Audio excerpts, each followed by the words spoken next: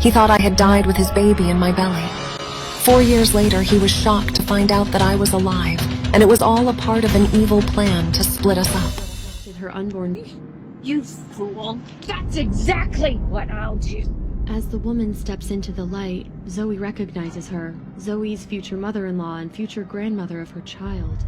Not understanding why she was doing this, tears well up in Zoe's eyes, infuriating the old woman more. That monstrosity inside you? And everywhere.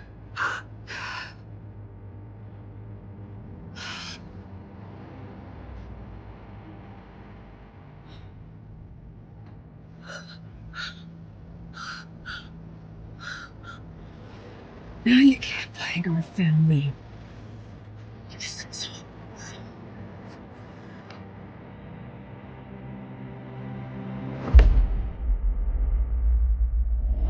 She wanted to get to the hospital to spend as much time with her son as possible before visiting hours ended. Courtney couldn't help but sigh. Her friend was under so much pressure. Being a single mother was hard enough, and to add to the hardship, Zoe's son had leukemia. The financial and emotional strain on Zoe was immense. Her son was currently undergoing chemotherapy and needed a bone marrow transplant. Courtney said a quick prayer that a miracle would come into Zoe's life. With attention, she immediately became anxious. Have you seen the patient in this room, my son Max? Oh, I'm sorry, I'm just an intern nurse. I just started here. I don't know your son. I'll ask the charge nurse.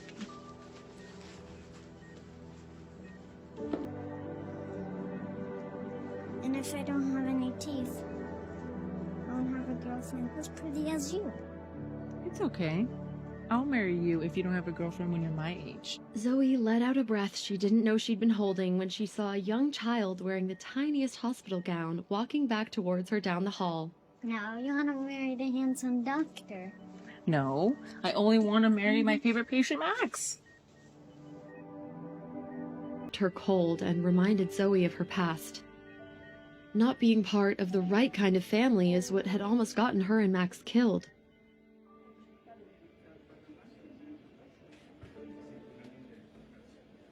Zoe hadn't slept well last night. Nurse Luna's words yesterday about being part of the right kind of family had dredged up memories that she preferred to keep buried.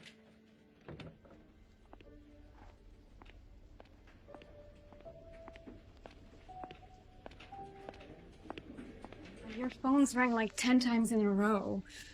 Yeah, she said you need to talk to her right away. It wasn't the hospital, was it? Oh no, I would have gotten you right away. She said it's about your sister, not Max. Let me know if you need anything, okay? Thank you. I will. It was just Linda. She was her younger sister Ziva's best friend, alone her own sister. It felt like she'd lost him all over again. Although she knew this was foolish thinking. She'd lost him 4 years ago and there was no going back. Zoe wiped her eyes and straightened. She began to walk towards Max's room. After today, Zoe would never have to see Blaine again.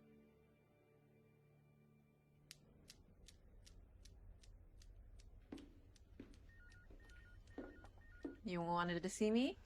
Yes, come in. I wanted to talk to you about a new client. So, a new client's been referred to us that I think would be a perfect fit for your design aesthetic. The contact that referred him mentioned that money is no object. So he sounds like my perfect kind of client. Hopefully he'll refer some of his rich friends. Great. Can't wait to get started. Excellent. So the client wants to meet tonight at the Waterford International Hotel.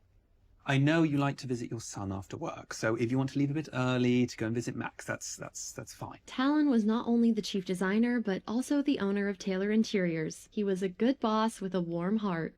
That's very thoughtful of you, Talon. Thank you. I'll do that.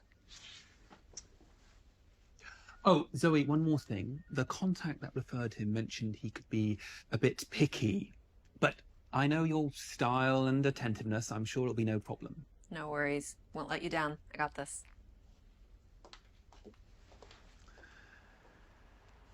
After squeeze, Zoe blinked in disbelief at the man casually sitting. He was gazing at the city, the color of his eyes today a stormy gray. He seemed to be waiting for someone. His long fingers drummed rhythmically on the table beside him to show that his patience was waning. This couldn't be happening. Zoe had managed to avoid him all week at the hospital, So how did Blaine hide to sound as calm as possible? Truthfully, she hadn't wanted to make this call. She'd have preferred Blaine to contact her, but she knew Talon would be expecting an update soon, and she needed to have something to tell her boss. If it had been any other client, Zoe wouldn't have hesitated to call, so she'd forced herself to follow. To listen to the full audio series, install the Pocket FM app now. Pocket FM. Download the app now.